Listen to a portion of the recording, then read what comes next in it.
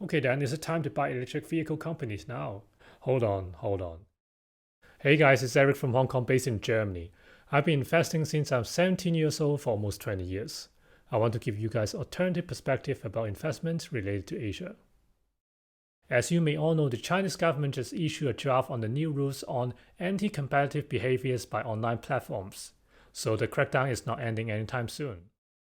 Today, I'm going to talk about an industry that might be able to escape the crackdown of the Chinese government, electric vehicle companies. Before we go to electric vehicle companies, what is the latest situation with the crackdown? Gaming is still in the center of the storms. NetEase and Tencent fell almost 4% in one day because a state media accused gaming of distorting historical facts. Share prices of Kuaishou and Bilibili fell 6.7% and 7.7% respectively after news emerged that one of the affiliates of Kuaishou were being fined for antitrust behaviors. Baidu, the Google of China, saw their share price down almost 5% after the results announcement, despite the fact that the results were actually in line with expectations. That's because many investment banks reduced their share price targets, citing regulatory uncertainties and also the uncertainties about the growth in China due to COVID-19. Soros Fund Management, which is founded by the famous George Soros, sold all their Chinese technology stocks. Not only Baidu, but also Tencent Music, which they just bought in Q1. Cathie Wood's ARK Innovation ETF sold all their holdings in Chinese companies, citing that the valuation would remain low in the foreseeable future. Meituan, Alibaba, Tencent, JD all saw their shares down in the same day. Even car manufacturers like BYD, Xpeng, Li, and Geely saw their share prices went down because there's a lower than expected car delivery in China. We're talking about the total wholesale delivery went down 12% compared with last year, July. But maybe it is time to look at electric vehicle companies. The sales of NEVs, new energy vehicles, which including battery-powered cars, plug-in hybrids, and hydrogen fuel cell cars, has saw their sales soared 164% in July, compared with last year, which is pretty impressive.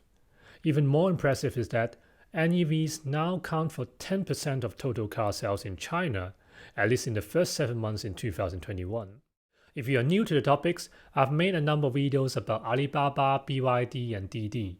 So if you want to check out the link above to my channel so that you can have better background information in the past few months and past few days. Back to the topic. China's CSI New Energy Index has risen 55% in just 3 months. Green energy is the hot topic and has the full support of the Chinese government. You need to understand that China has a target to be carbon neutral by 2060 and to reach a peak of carbon emission by 2030, which is a very ambitious target. That's why renewable energy is one of the key pillars in the 14th Five-Year Plan of China. The 5-year plans of China is one of the most important plans for the world economy, and I'm going to cover it in a separate video.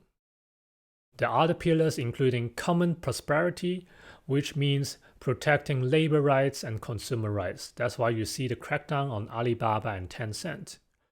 The other pillar including independence in key technologies, for example, making computer chips. That's why you see the rallies of Chinese chip companies in the past few months. There's continued support from the Chinese government on new energy vehicles. However, the focus has been changed. The strategy now, instead of subsidizing drivers, is to reward city governments for R&D, research and development in new technologies for electric vehicles. But the effects is still yet to be seen. Okay, EV as an industry sounds like a good deal, right? But how about individual companies? BYD, for example, saw strong growth in July. They sold 50,000 NEVs, half of them are using batteries, and half of them are plug-in hybrids. The growth, we are talking about 3 digits, 139% and 650% respectively, compared with last year.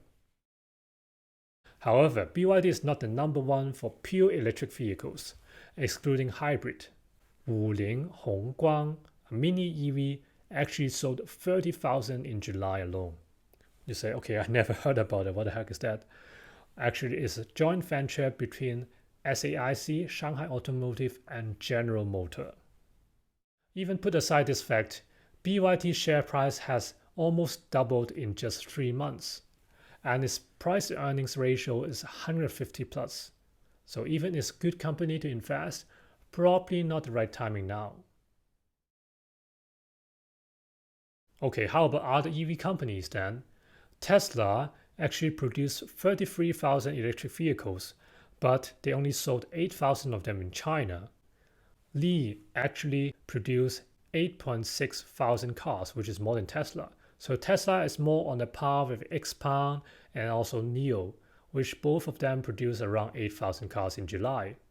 But we are not comparing apple to apple, because the growth rate of Xpeng and Nio are much higher than Tesla. For example, Xpeng is 220% and Nio is 120% compared with last year in China. In contrast, Volkswagen only sold 5.8 thousand electric vehicles, which is quite disappointing given its network in China. Okay, then is it time to buy electric vehicle companies now? Hold on.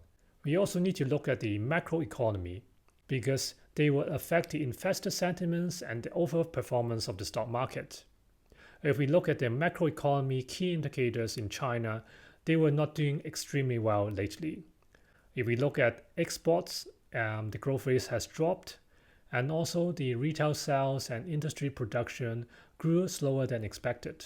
This also explains why the share price of electric vehicle companies went down despite the fact that they are not the targets of crackdowns. In summary, given the very ambitious target of China to reach the carbon emission peak by 2030, new energy vehicles, especially electric vehicles, will see a lot of help of the Chinese government, and this is not going to change anytime soon. It is not subject to crackdown like Alibaba or Tencent. NEVs are growing extremely quickly in China. If we are looking long term in the coming 5 to 10 years, it will be the major force, if not the dominant force of motor in China. So that's why if you're looking for investment in the long term, we're talking about 10-year plus, this is certainly a time to pay attention, and if it falls further, maybe it will be a chance for us to buy. Among them, BYD is certainly one of the leaders that we should pay attention to. However, we need to be cautious about the timing because of the relatively weak indicators from the macroeconomy, also on the market sentiments in general because of the crackdown. Also, we need to look at the fact that the price to earnings ratio is 150 plus. And unless you're gambling for short-term speculation, we should not buy immediately now, but we should closely monitor it in the watch list and look for opportunity to invest long term.